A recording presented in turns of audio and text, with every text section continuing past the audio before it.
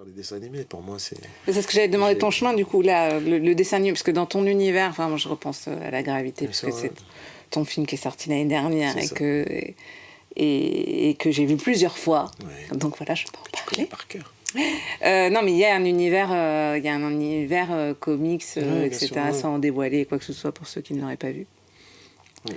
Donc il y a une grosse influence, mais là, tu as encore dans l'idée d'essayer d'aller dans cette voie-là, tu y réfléchis.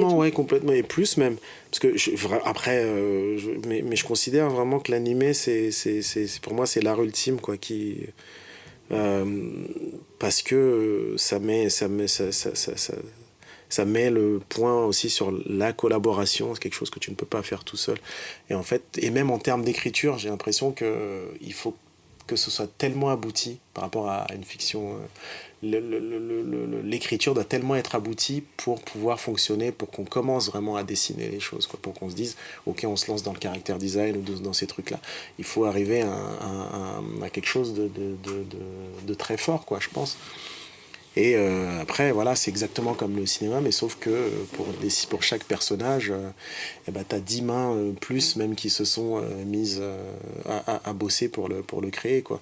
Et je trouve ça très très fort. Après, j'ai pas la forme, j'ai pas les trucs, mais des envies comme ça, même dans les films, dans chaque film, en fait, je me rends compte qu'il y a des petits moments comme ça, dessins animés, parce que... peut-être que mon imaginaire passe par là, et puis même la manière dont je découpe aussi les films, ça passe par l'animé. Quand je suis en manque d'inspiration, par exemple, je regarde beaucoup d'animés, parce que je me dis, en termes d'écriture, c'est tellement abouti qu'il faut que j'aime bien passer par là, quoi. Me dire, puis quand tu vois l'inspiration de beaucoup de réals qu'on admire, c'est souvent soit des mangaka japonais dont ils sont inspirés vraiment, ou des animateurs ou des réalisateurs de dessins animés, quoi, tu vois, même en fiction, quoi.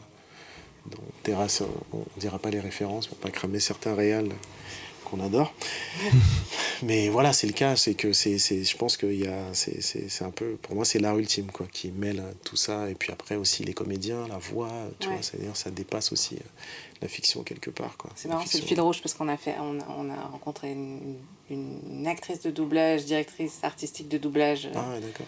Il y a peu pour le podcast, donc c'est marrant, ça nous reprend sur le...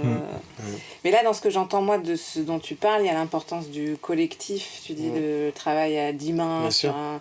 Toi, tu as l'impression que dans l'impulsion de tes envies de carrière, parce qu'on parlait de ton frère tout à l'heure, mais je sais qu'il y a... parce que on travaille en famille aussi, donc je connais le... Quoi, tu connais? Je connais le frère de... Tu connais mon frère aussi, wow. Et qui viendra probablement un petit peu.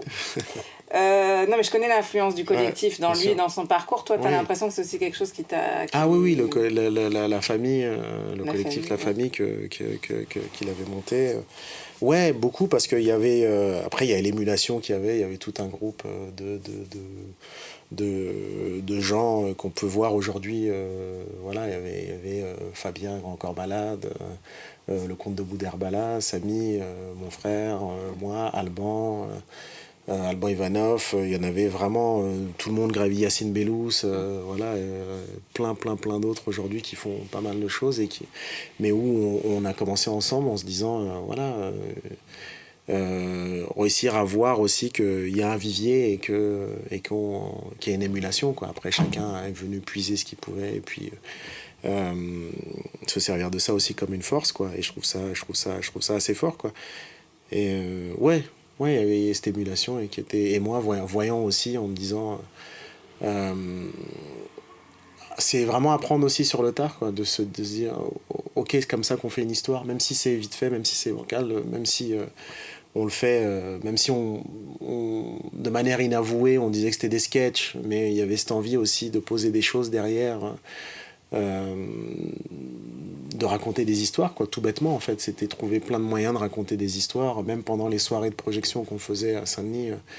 On continuait les soirées, on racontait des histoires pendant cette soirée-là, quoi. Tu vois, la manière dont ça s'acheminait. Voilà, c'était vraiment se dire, ok, ce que j'ai envie de faire, c'est de raconter des histoires, et puis comment les raconter, quoi. Tu vois, trouver une manière aussi Et il y a un truc que tu as répété plusieurs fois qui m'intéresse justement parce que tu parles pas mal du collectif. Ouais.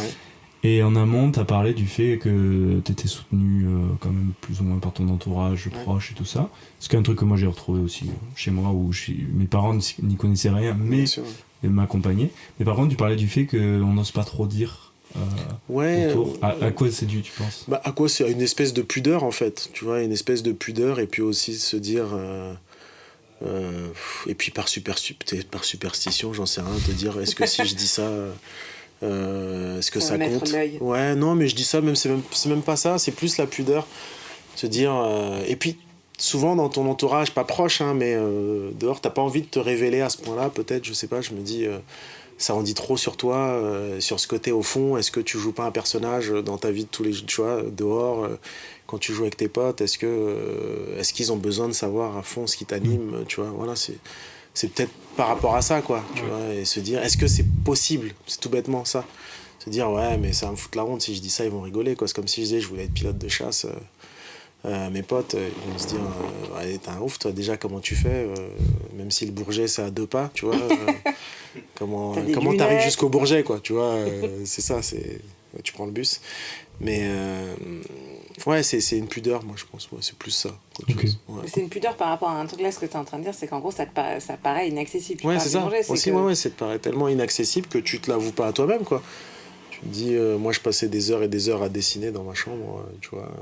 Disons, plutôt que d'aller galérer, d'aller jouer au foot, machin, je vais dessiner, quoi, tu vois. Mais en même temps, en me disant, ah ouais, je vais améliorer mon trait, machin, je vais dessiner comme Toriyama, je vais essayer de dessiner comme un tel, tu vois. Voilà, c'est... Mais ouais.